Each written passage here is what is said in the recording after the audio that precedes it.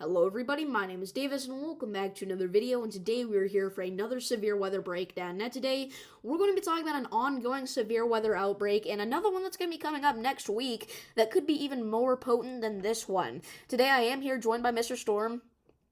Bye. He's going to be giving us the forecast details, or helping me give the forecast details for this upcoming event, and kind of in the background, while I'm talking, if he doesn't have anything to say, he's going to be looking at the radar, hopefully telling us, giving us updates on stuff, and right after this recording, we're planning on going live together, so you guys should all tune into that.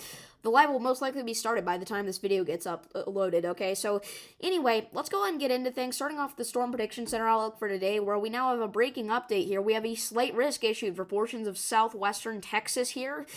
This does not include any major population centers, but there are about 400,000 people included in that.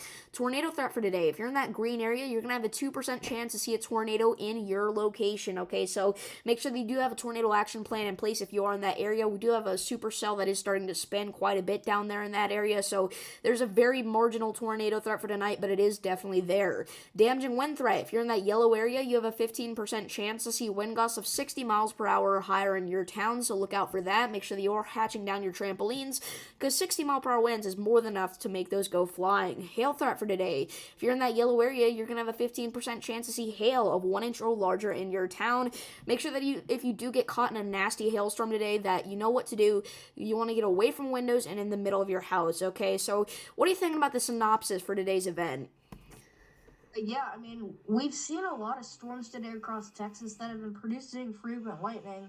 And just so you know, guys, when I'm looking down and not, looking up at my camera, I'm checking in at that storm because it's very, very intense. But anyways, there's been a lot of storm cells in Texas that have been really producing a lot of lightning. And so I really do think across the board, all hazards are possible, especially getting into tonight. And that tornado threat that we see is mostly just driven by this one cell, or at least these few cells right around the Corpus Christi area, that are tornadic in some way. But yeah, I do think that overall tonight we're still going to have a decent threat of seeing severe weather with that slight risk in place. Yeah, all right. So going into tomorrow, we have no real risk for severe weather. On Monday, we do have a marginal risk for portions of Florida here.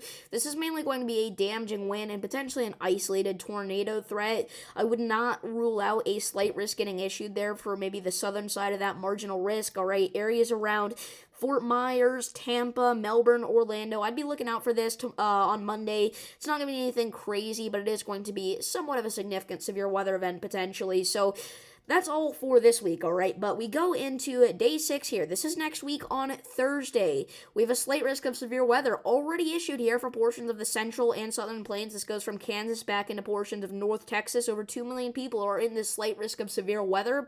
And then even on Friday, we already have a slight risk of severe weather for portions of the central and southern plains here. Kind of going back into the Midwest, kind of into my area a little bit, but it unfortunately does not include my location, but it may get expanded, or at least I'll probably be in the marginal risk. I know it sounds weird that I'm hoping for severe weather in my area, but I really do enjoy it, alright? So, Mr. Storm, what are you thinking about this upcoming event next week?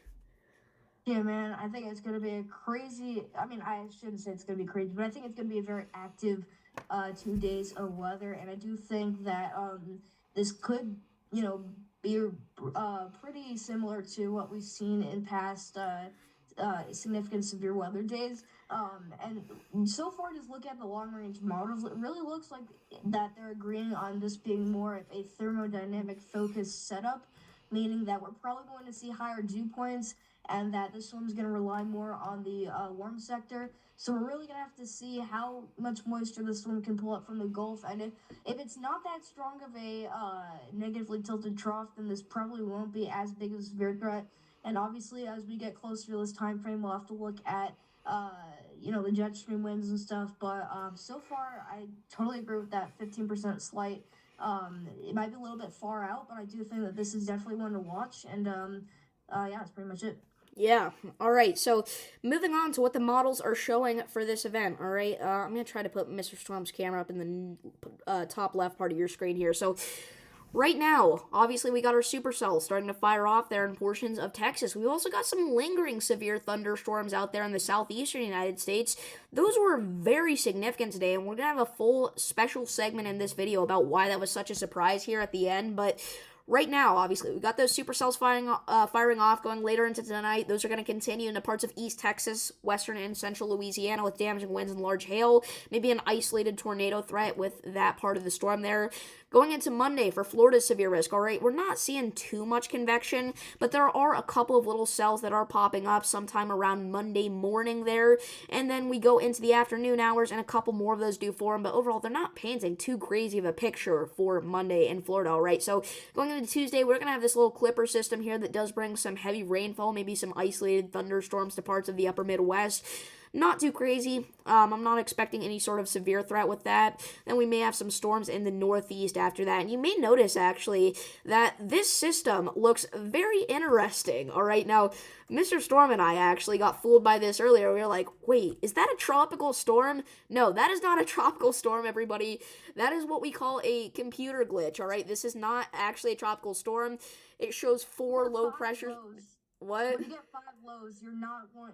You can't believe that. And also, I think the GFS or some model I was looking at was actually showing that as a 14 millibar low. So that is just a computer glitch, like David said. So when you see 4 low pressure systems, kind of take that, not that seriously. Yeah, and also, I mean, I kind of just now realized this, but earlier we literally could have just looked at this, tried to click on this, and we would have seen that it said no active storms. So anyway, all right, moving on to watches, warnings, and advisories right now. All right, we do have some frost advisories there, and even some freeze warnings up for a good chunk there of the Midwest. I'm not quite included in a frost advisory, but I almost am. It's been warm up here, all right, but we are going to see a potential hard freeze for portions of the central Midwest going into tonight, into tomorrow morning. We have freeze warnings up for all of Iowa, northwest Illinois, southern Wisconsin, southern Minnesota, southeast South Dakota, eastern Nebraska, parts of northern Kansas, northern Missouri. So it's pretty active right now, all right, in terms of the freeze potential up there. We've even got some of those lingering into the northeast there. Portions of Pennsylvania, New Jersey, there you are under some frost advisories and freeze warnings for a few of your counties. Those little orange boxes there that pop up every once in a while on your screen, those are your severe thunderstorm warnings. We are getting severe storms starting to pop off in parts of Texas. Mr. Storm, do you have any updates on those for us? Because I know you're watching those right now. Yeah, so that storm is now, it actually just got a second severe thunderstorm warning, now warned for 2-inch size hail. And velocity scans still, pretty tight. But at one point it did actually appear that we had 70-mile-per-hour gusts just off the surface. So this is producing very intense rotation that's getting pretty close to the ground. So please, please, please just make sure you're staying safe. If you're in the general vicinity of Freer, Alice, and Corpus Christi, Texas.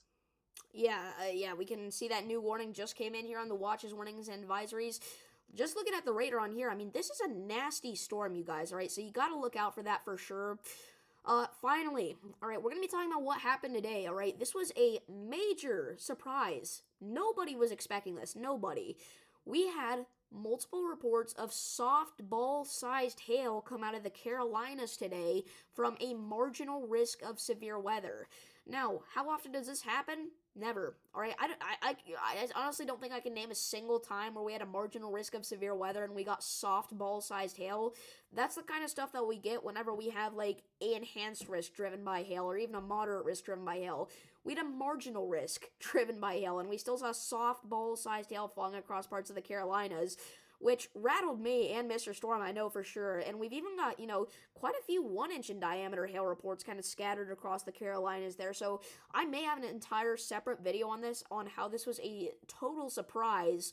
We do have some damaging wind gust reports from today. We actually do have 2 100-foot towers destroyed, large trees snapped there in York County, South Carolina. We did have some gusts potentially getting close to 70 miles per hour today across the Carolinas. So definitely a very potent outbreak, all right? So everybody, that's going to be it for this video. Remember, Mr. Storm and I are going to be going live very shortly here, all right? I'm going to edit this video, upload it, and then we are clicking that go live button. So make sure that you do tune into that, especially if you're in the path of severe weather. We're mainly going to be covering Texas, but also probably talking a little bit about the southeastern United States if there are any storms popping off. So again, thank you all for watching this video, and I will see you all next time.